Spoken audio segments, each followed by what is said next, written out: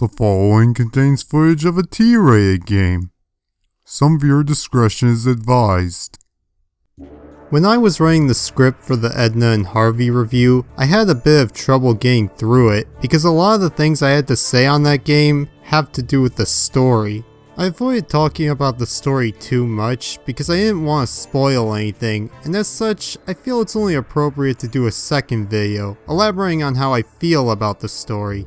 So now it's time to introduce another new segment, which I may or may not completely neglect to do like all the other segments I've started but have yet to actually do anything else with. Welcome to Story Analysis.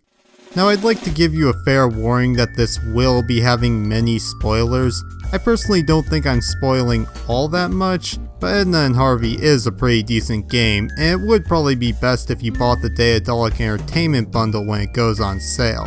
I managed to get all these games for less than it would have cost to buy this one game. Yeah, Steam is pretty cool. So without further ado, let's get started. The game starts you off in solitary confinement. The two protagonists of the game are Edna and Harvey. Edna is evidently a mental patient who has no recollection of who she is. Gee, a protagonist who has amnesia. I've never heard that one before. Harvey, on the other hand, is her plush bunny. And unlike other stories where it may be ambiguous as to whether or not the imaginary character is supposed to be alive or not, here they make it clear. Harvey is a projection of Edna's subconscious and nothing more. So while escaping, Harvey reveals that he is capable of using an ability known as tempo morphing to send Edna to the past to retrieve forgotten memories. Alright, I'll give them some credit for that. They actually utilize the amnesia for something. So we're teleported to the past within Edna's mind. Edna has apparently been locked in the basement as punishment for teasing the neighbor's boy. She helps Harvey, who can move on his own in this world due to it being part of Edna's mind, to escape outside. And there he discovers Edna's father, having ice cream with the neighbor's boy, Alfred. Harvey fails to understand why they're doing this while Edna is trapped inside. Call me crazy, but I think it might have something to do with... My father locked me up in the basement because I teased the neighbor's boy. Yeah. Harvey finds an article, heads back to discuss it with Edna, and Edna then remembers how she was able to unscrew things. This then ends the tempo morph. So Edna uses this ability to help her escape the room. After crawling through the vent, she finds our main antagonist, Dr. Marcel, chatting with one of the asylum's employees, Holgor. And it's here that we learn that Edna's father was a convicted murderer, and despite not knowing anything about her father, Edna is determined to prove them wrong. So she knocks out Holgor, outsmarts the guy who is guarding her room, and eventually meets this guy known as Bladder. He informs us of a room that requires a special key to unlock. Apparently this room is only available to Dr. Marcel, and no one knows what he uses it for. After some more traversing, we eventually get the key and end up in this room. It's here we discover a shrine built by Dr. Marcel to his late son Alfred. And holy crap, this room is creepy! It even has a portrait of Alfred, whose eyes move for no discernible reason. Aside from all that though, I have to say this is some rather decent character development for Dr. Marcel. It shows just how much he misses his son, and even Edna, who is beginning to recall her lost memories, seems to express remorse over the loss of him. This is also where we tempo morph for the second time. Here we're transported to Mr. Hornbush's pre-calc class. Harvey borrows Edna's voice box for a brief moment, and Edna expresses fear of being locked in the cupboard. It's also made more apparent that she and Harvey were not huge fans of Alfred. So after Harvey talks to Edna some more, she ends up being forced into the cupboard, where she finds a letter revealing that Dr. Marcel is paying money to have her held back in school. Apparently he has some kind of grudge against her for some reason. Whether or not they tell us what that reason is or not remains to be seen. Edna is released from the cupboard, and Harvey teaches her to forge signatures. So now we end up trying to walk out the front door. but were caught and then forced into a room with all the other loonies. We have Aluman, he's in the asylum for various delusions. Or actual powers that people think are delusions? Or maybe Edna is deluded into thinking that lightning thing he did was real? The guy's a loony, that's what's important. We also have Jog, a freak with purple hair who can only say his own name, and yet is somehow extremely attractive to the ladies. Wait a minute.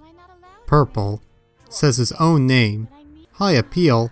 I get it, he's part Ditto. Then we have King Adrian, who is apparently psychic. Wait, isn't Aluman supposed to be the psychic one? Screw it, he's not that important to the story anyway. There are plenty of other characters too, but they're not particularly integral to the story, so we'll just move on. One character I do need to talk about though is the Keymaster. He's probably the most relevant character in the game, save Edna, Harvey, Dr. Marcel, Alfred, and Mattis. And he's probably the most interesting, with the way he talks. By the way, people call me the Keymaster. Isn't that the cutest nickname? To how he clearly knows more about the asylum than he's supposed to. There isn't much that Dr. Marcel can hide from me. And for some reason he's green and doesn't have a nose. He's also the one who tells us we need the master key. The key that can open any door in the facility, save one. The key that Blair has to keep by his side at all times because it's so important. The key that will control our destiny! As well as the key that Edna could easily swipe from the arts and crafts room at any time, but refuses to do so. And the key that we find filling 2 trash cans right outside the facility. In other words, not that great. So after escaping the asylum, the game transitions to a darker tone. Or at least, that's what I think it's trying to do. Aluman is now at the top of a cliff trying to get hit by lightning. It makes sense in context, or at least by his logic. And Hadi and Madi, 2 characters I neglected to mention because I frankly wasn't that invested into what happens to them, play a sort of card game. So Edna makes her way to a church. She enters and meets a pastor, who has some odd taste in music for being a pastor. He begins to tell Edna about what really happened with her father, but he's interrupted by a noise in the distance. He goes to check it out and Edna follows. But... what? Ah, Edna. What happened here? What have you done? That's what you get when you free an insane man from an asylum! Basically, Voldemort here killed the pastor and places the blame solely on Edna, and to punish her, he locks the 2 of them in the church with no escape. I'm a bit confused here. So did the Keymaster know that he was this mentally ill from the start? But then, why did he allow himself to leave in the first place? Did he want to leave so that he could kill someone? But then, why is he mad at Edna for helping him escape? Or did he think that he was mentally well enough to leave, realize he wasn't, and is now trying to blame Edna to help ease his guilty conscience? In any case, Edna finds a way to kill him and then leaves. Hey, I said he was more relevant than most of the other characters. I didn't say he was that relevant. Okay, this is where one of my complaints with the story comes in. Basically, after you leave the asylum, it turns to night to symbolize the change in tone, but there isn't much build up to this. The twist sort of works because the Keymaster has been shown to be rather eerie. He even states, They think I'm dangerous, and they're probably right. That's all you need to know. But the overall tone of the story doesn't really shift to help build up suspense to this point. It just sort of happens. Part of me almost wanted to laugh. If there had been a few more creepy or dark occurrences aside from this beforehand, I think there would have been more suspense leading up to this reveal. So Edna returns to her old home, finds a way in, and we're given our final tempo morph. We're now taken back to the day the murder was committed, and Edna wants to find her father so she can prove he didn't commit the crime. It starts off with Edna being punished for putting a lizard down the back of poor Alfred's shirt. Okay, question. Am I supposed to think that Alfred is the bad guy here? Throughout the game, Edna and Harvey have described him as An extremely obnoxious boob. and The klutz. and The jerk. And my personal favorite, Brain dead mother friggin' vomit munching horse fornicator. classic. But I haven't really seen Alfred doing anything indicating that he's supposed to be as bad as they make him out to be. He has a somewhat annoying voice. Mr. Hardbush! Mr. Hardbush! And I can't properly concentrate on my assignment! But so does Harvey. Quick, let's muck it up! Muck it up! And most of the things Alfred does to Edna and Harvey is out of retaliation. Maybe he's not the bad guy and it's just a case of two kids not getting along? That seems to be how it is, but if that's the case it shouldn't seem so one-sided. Just have Alfred put glue in Edna's hair during one of the tempo morphs or something.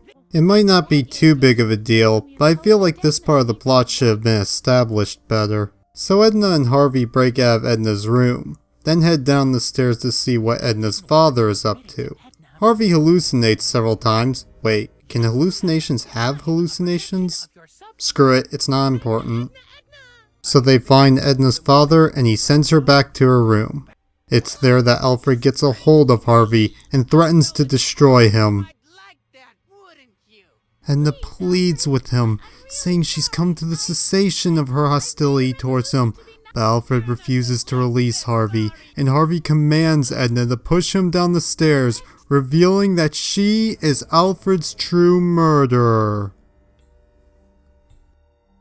The tempo morph ends, and Dr. Marcel shows up and tells Edna that she must destroy Harvey so she may be rehabilitated.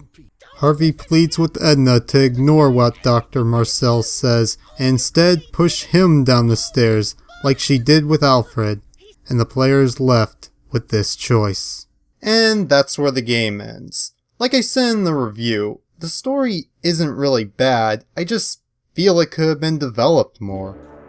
I would have liked to see this story elaborated on. Pretty much the only time it feels like we're getting anything is when we tempo morph, and that's only done 3 times. I wanted to know more about the conflict between Alfred and Edna. Maybe Edna was the bully all along and Alfred was only in the wrong for not forgiving her.